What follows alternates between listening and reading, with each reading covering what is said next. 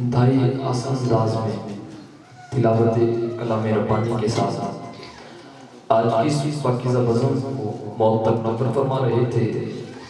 انتہائی ادب کے ساتھ ایک گزارش تمام ماں باپ سے ہے کہ اپنے موبائل فون سائلنٹ پہ کر لیں تاکہ یہ اس محفل کے آداب کے خلاف ہے۔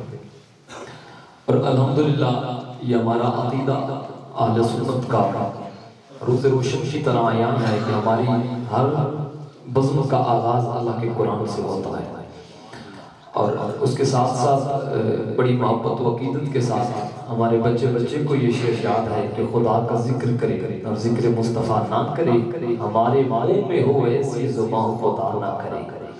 کہا خدا نے یہ محشر میں کہ شفاعت کی بات اول میرا حبیب کرے، کوئی دوسرا نہ کرے۔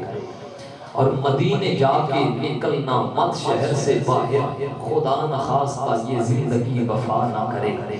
نبی کے قدموں میں جس دم غلام کا سر ہو، قضا کو کہنا کہ ایک پل بھی وہ قضا نہ کرے۔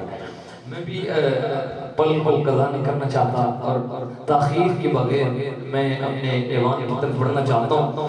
مجھے پچھلے سال کی حضرت کے سر یاد ہے اور انتہائی سویدھی آواز۔ اللہ پاک ان کو آباد رکھے۔ ان کی کاوش ہے برادران کی جو اتنی محنت کے ساتھ اس محفل پاک کو اور یہ عبادت سمجھ کے سجاتے ہیں، اللہ ان کو آباد رکھے۔ یقیناً یہ بخشش کا سامان بنے گا، یقین کامل ہے مجھے۔